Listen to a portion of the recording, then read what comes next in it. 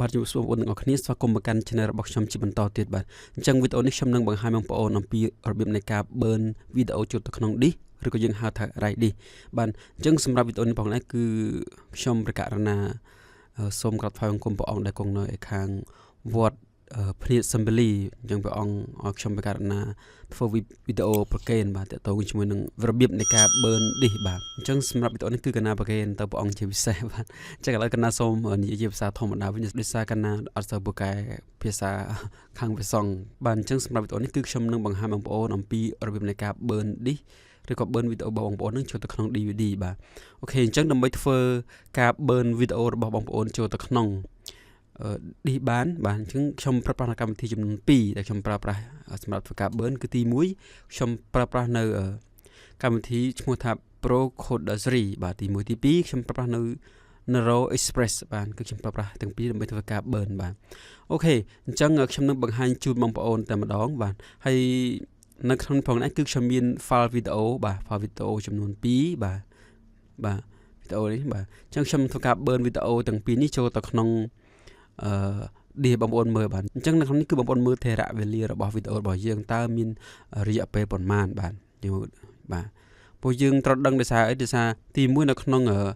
ឌីដែលយើងទិញមកហ្នឹងគឺវាមានតែចំនួន 4.g GB ទេអញ្ចឹងបើសិនជាកាលណាចំនួន G ដែលយើងបានធ្វើការរៀបចំមកលើសចំនួន G ដែល DVD យើងមានគឺយើងដាក់ចូលទៅបងប្អូនណាបាទអូខេឥឡូវខ្ញុំបង្ហាញជូនកាត់តែម្ដងដើម្បីងាយស្រួលបាទអញ្ចឹងដើម្បីធ្វើការ burn បានទី1គឺយើងចូលទៅកាន់កម្មវិធីឈ្មោះថា Pro Coder 3បាទយើងបើកអញ្ចឹងមកបាទអញ្ចឹងបងប្អូនធ្វើការចូលទៅត្រង់ចំណុចត្រង់ពាក្យថា add គឺបានន័យថាយើង add វីដេអូរបស់យើងចូលសោះរបស់យើងចូលណាយើងទៅមើលវីដេអូរបស់យើងបាទនេះអញ្ចឹងខ្ញុំបានធ្វើការ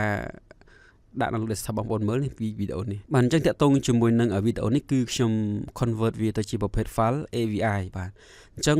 MP4 បើសិនជាពេលខ្លះវីដេអូយើងវែងពេកវាអាចមានបញ្ហាកើតឡើងដោយសារខ្ញុំធ្លាប់សាកល្បងនៅពេលដែលវីដេអូយើងចាប់ពី1ម៉ោងលើសទៅបាទ1ម៉ោងលើសអញ្ចឹងនៅពេលដែលយើងធ្វើការ convert ដោយប្រភេទ file MP4 គឺវាមានបញ្ហាឥឡូវខ្ញុំបានធ្វើការ convert មកជាប្រភេទ AVI វិញបាទអញ្ចឹងតើតើនឹងកម្មវិធីនេះគឺវា support ជាមួយនឹង AVI ច្រើនជាងបាទអញ្ចឹងបងប្អូនធ្វើការ convert ទៅប៉ុន្តែបើសិនជាករណីវីដេអូបងប្អូនខ្លីៗ MP4 អត់បញ្ហាទេណាប៉ុន្តែបើសិនជាវីដេអូរបស់យើងវែងយើងត្រូវការ convert ទៅទី1យើងស៊ីមេបានតូចពីព្រោះ file MP4 convert មកជា AVI វាស៊ីមេតូចបងប្អូនណាបាទអូខេឥឡូវខ្ញុំសាកល្បងទី1បងប្អូនមើលចុះបាទយើងចុចលើវាហើយយើងពាក្យថា open បាទវាកំពុងតែធ្វើការទាញចូលហើយណាបាទអញ្ចឹងក្រោយបានទាញចូលប៉ុណ្នេះហើយបងប្អូនកុំប៉ះពាល់ឲ្យផ្នែកផ្សេងយើងចូលទៅកាន់ពាក្យថា target បាទ target បងប្អូនចុចពាក្យថា add បន្តទៀតមកបាទនេះគឺជាត្រង់ចំណុចដែលសំខាន់ណាដែលសំខាន់អញ្ចឹងដោយសារយើងចង់ burn វីដេអូរបស់យើងចូលទៅក្នុង disk បាទអញ្ចឹងបងប្អូនរកមើលពាក្យថា DVD បាទនេះ CD/DVD បាទបងចុចលើវាមួយមកបាទយើងទម្លាក់ចឹងមកនេះបាទអញ្ចឹងបងប្អូនចូលទៅកាន់ពាក្យថា DVD បន្តទៀតបាទត្រង់កន្លែង preset កន្លែងនេះគឺយើងឃើញមានប្រភេទ preset ជាច្រើនដែលយើងឃើញណាប៉ុន្តែអ្វីដែលយើងចង់បានគឺយើងចង់បានប្រភេទ file VOB អញ្ចឹងបងប្អូនរើសយកខាងក្រោមគេនេះឈ្មោះ DVD file VOB អញ្ចឹងបងប្អូន select ត្រង់ចំណុចហ្នឹងមកហើយបានប៉ុណ្្នឹងហើយបងប្អូនធ្វើការចុចនៅប៊ូតុង OK បាទអូខេអញ្ចឹងត្រង់ចំណុចនេះគឺជាចំណុចសំខាន់អញ្ចឹងចុចដល់ហើយអញ្ចឹងដល់កន្លែង base name គឺជាឈ្មោះណាឈ្មោះអញ្ចឹងបងប្អូនដាក់ឈ្មោះអីក៏បានឥឡូវខ្ញុំឧទាហរណ៍បងប្អូនមើលខ្ញុំដាក់ថា DVD បាទ DVD Ray បាទឥឡូវខ្ញុំដាក់ឈ្មោះ DVD Ray ចុះហើយនេះគឺជាទីតាំងដែលយើងនឹងឲ្យវាផ្ទុកនៅទីណាឥឡូវខ្ញុំរើស part ដូចគ្នាដែរខ្ញុំដាក់នៅលើ desktop បងប្អូនណាបាទអូខេដាក់នៅ desktop អញ្ចឹងក្រោយពេលវា convert ចប់វានឹងបង្ហាញនៅលើ desktop ដូចគ្នាអូខេអញ្ចឹងចំណុចផ្សេងប៉ះពាល់ទេអញ្ចឹងអ្វីដែលយើងត្រូវមើលគឺយើង scroll មកក្រោមមកនេះអញ្ចឹងកន្លែងនេះគឺបងប្អូនត្រូវបដូរវាណាបដូរវាមួយជា 16:9 បាទដើម្បីឲ្យពេញទំហំដើមរបស់វាណាបាទអញ្ចឹងតកតងត្រង់វីដេអូ bitrate ណាកន្លែងនេះគឺសំខាន់បងប្អូនបើសិនជាវីដេអូរបស់បងប្អូនក្រោម1ម៉ោងគឺបងប្អូនអាចដាក់ត្រឹម 9000 បានណា 9000 ប៉ុន្តែបើសិនជាវីដេអូរបស់បងប្អូនលើស1ម៉ោងគឺបងប្អូនអាចដាក់ត្រឹម 6000 បានហើយបាទប៉ុណ្នេះបាទអូខេអញ្ចឹងយើងអត់ធ្វើអីបន្តទៀតទេគឺបានប៉ុណ្នេះគឺបងប្អូនធ្វើការចុចនៅ convert តែម្ដងបាទអញ្ចឹងនៅខាងនេះគឺវាមាន preview តាក់ទងនឹង preview វីដេអូដែលយើង convert វានឹងបង្ហាញនៅលើផ្ទាំងនេះបើយើងដោះ crease ចេញគឺវាអត់បង្ហាញទេណាតែតាក់ទងជាមួយនឹង shut down PC when finished អញ្ចឹងមានន័យថានៅពេលដែលបងប្អូនធ្វើការ crease អញ្ចឹងនៅពេលដែលបងប្អូនចុច crease នៅពេលដែលវា convert ចប់វានឹងធ្វើការ shut down មិនថាបិទម៉ាស៊ីនយើង automatic តែម្ដងណាបើយើងអត់ crease ទេម៉ាស៊ីនយើងនៅធម្មតាបាទអូខេឥឡូវខ្ញុំធ្វើការ convert ឲ្យបងប្អូនមើលតែម្ដងបាទនេះអញ្ចឹងវា preview គឺវាបង្ហាញផ្ទាំងបងប្អូនណាអញ្ចឹងវានឹងបង្ហាញថេរវេលាតើវាចំណាយពេលប្រហែលដើម្បីធ្វើការ convert នៅលើវីដេអូនេះមួយបាទអូខេឥឡូវបងប្អូនរងចាំទាំងអស់គ្នាបាទអញ្ចឹងវីដេអូរបស់ខ្ញុំវានឹងធ្វើការ convert ជាង2ម៉ោងបងប្អូនណាឃើញជាង2ម៉ោង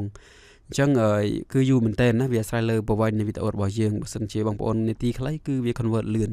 បើសិនយើងរហូតដល់ម៉ោងហើយអញ្ចឹងគឺយើងត្រូវការចំណាយពេលចាំវាយូរបាទអូខេឥឡូវយើងរងចាំរហូតដល់បញ្ចប់ជាមួយខ្ញុំទាំងអស់គ្នា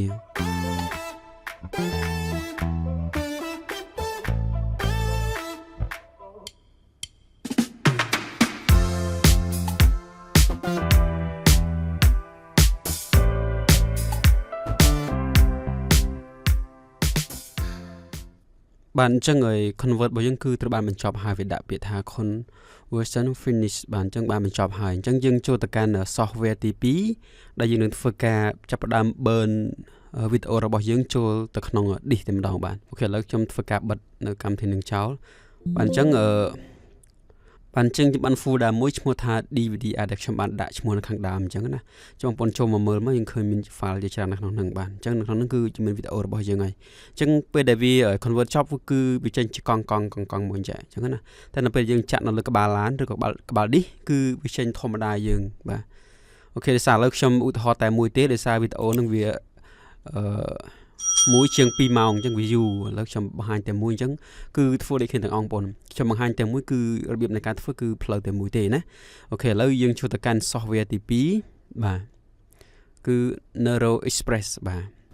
នេះគឺជា DVD សម្រាប់យើងធ្វើការរាយដាក់វីដេអូចូលបាទអញ្ចឹងបងប្អូនអាចធ្វើការរកទិញបាននៅតាមបណ្ណាគារឬក៏តាមហាងកុំព្យូទ័រមួយចំនួនណាតែឥឡូវពិបាកស្វែងរកបន្តិចដោយសារវាជាគេហៅថាវាយូរឆ្នាំហើយអញ្ចឹងឥឡូវគេចាប់ផ្ដើមធ្វើការទៅប្រើនៅជាប្រភេទ MP4 តាមរយៈ flash តាមរយៈ memory ឬក៏តាមប្រភេទផ្សេងបងប្អូនដោយសារ disk ហ្នឹងគឺជាចំនួនមួយដែលរៀងយូរហើយដែរអញ្ចឹងនៅពេលដែលខ្ញុំរកទិញក៏រៀងយូរដែរត្រូវការពេលរកអញ្ចឹងណាអញ្ចឹងបងប្អូនបើកមកបាទបើករបស់យើងអញ្ចឹងនៅក្នុងនេះគឺយើងមានប្រភេទចាបាទអញ្ចឹងយើងបងប្អូនមើលទាំងអស់គ្នាមកអញ្ចឹងវាមានប្រភេទ DVD-R ឃើញបងប្អូនឃើញវាប្រាប់ចា DVD-R អញ្ចឹងដែលឡែកយើងមើលទំហំផ្ទុករបស់វាទំហំផ្ទុករបស់វាគឺមានចំនួន 4.7 GB បាទអូខេឥឡូវខ្ញុំសូមធ្វើការបង្ហាញជូនបងប្អូនហើយយើងដាក់តែម្ដងអូខេអញ្ចឹងយើងបើក CD របស់យើងមកបាទបន្តមកទៀតយើងធ្វើការដាក់ DVD របស់យើងដែលមិនទាន់ប្រើប្រាស់បាទយើងរុញវាចូលធម្មតាមក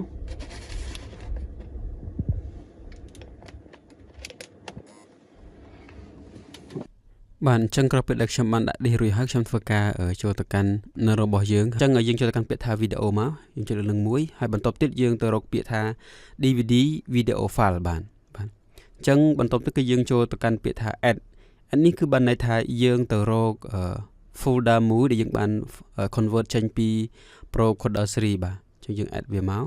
នេះបាទនេះគឺជា folder ដែលខ្ញុំបាន convert ហើយអញ្ចឹងយើង add ចូលមកបាទអញ្ចឹងនៅពេលដែលយើងធ្វើការ add ចូលគឺវាធ្លាក់តំណែងមកនេះអញ្ចឹងវាធ្លាក់តំណែងអញ្ចឹងមកបងប្អូនធ្វើការ close នៅផ្ទាំង Explorer នឹងចោលមកហើយបន្តទៅគឺបងប្អូនចុចពាក្យថា next បាទ next អញ្ចឹងដល់ត្រង់ចំណុចនេះគឺបងប្អូនធ្វើការជ្រើសរើស CD room របស់យើងដោយសារខ្ញុំមិញគឺខ្ញុំបានដាក់ CD room external ខាងក្រៅណាអញ្ចឹងគឺឈ្មោះ Synpad បាទអញ្ចឹងយើងរើសរបស់យើងមករើសហ្នឹងគឺដើម្បីទាញយក DVD របស់យើងដើម្បីដាក់វីដេអូចូលបាទអញ្ចឹងចំណុចបន្ទាប់ទៀតគឺបងប្អូនអាចធ្វើការរើស speed របស់វាបានដើម្បីវាburn លឿនឬក៏យឺតអញ្ចឹងតែខ្ញុំយក8ចុះបាទ HD full របស់វាគឺ8គុណបាទហើយបានប៉ុណ្្នឹងបងប្អូនធ្វើការចុចពាក្យថា burn បាទ burn បាទនេះវាកំពុងតែធ្វើដំណើរការហើយបងប្អូនទាំងអស់គ្នាជាមួយ load បាទនេះអញ្ចឹងបានន័យថាវាកំពុងធ្វើការ burn វីដេអូរបស់យើងចូលទៅក្នុង disk បាទលោកបងប្អូនចាំរហូតដល់វា complete 100% គឺ disk របស់យើងវានឹងខ្ជិលចេញក្រៅតែម្ដងបាទអូខេលើទិនរបស់យើងវាកំពុងតែធ្វើការ burn ទៅក្នុង DVD ហើយយើងរងចាំលទ្ធផលទាំងអស់គ្នាបងប្អូនបាទ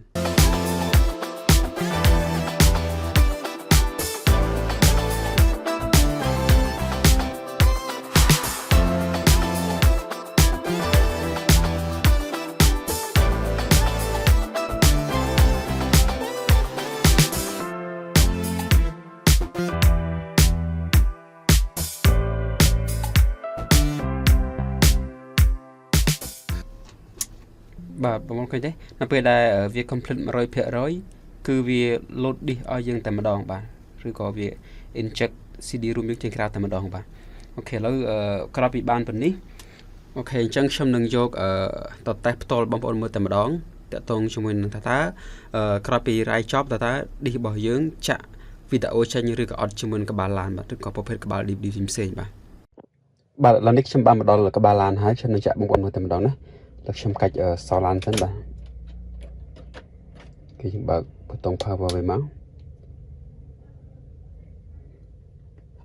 បាទអញ្ចឹងបងប្អូនរងចាំមើលជាមួយខ្ញុំទាំងអស់គ្នាតើក្រោយពីដែលខ្ញុំបាន burn ចប់ថាខ្ញុំចាក់ជាមួយនឹងក្បាលឡានរបស់យើងវាស្គាល់អត់បាទឥឡូវខ្ញុំដាក់នេះយើងចូលហើយ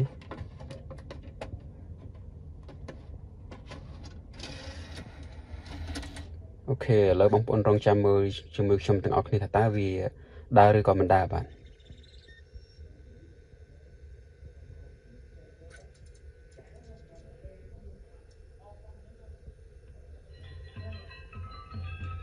បាទឥឡូវឃើញថាវាដំណើរការធម្មតាបាទអញ្ចឹងមិនន័យថាការ burn របស់យើងគឺទទួលបានជោគជ័យអញ្ចឹងបើសិនជាបងប្អូនមានចម្ងល់ឬក៏មានបញ្ហាណាមួយដែលធ្វើឲ្យបានសូមប្រាប់ខ្ញុំបាទសូម comment នៅក្រោមវីដេអូក៏បានឬក៏តាមរយៈ link វីដេអូទៅកាន់ page របស់ខ្ញុំក៏បានដែរបាទសូមអរគុណច្រើនបងប្អូនទាំងអស់គ្នាបាទ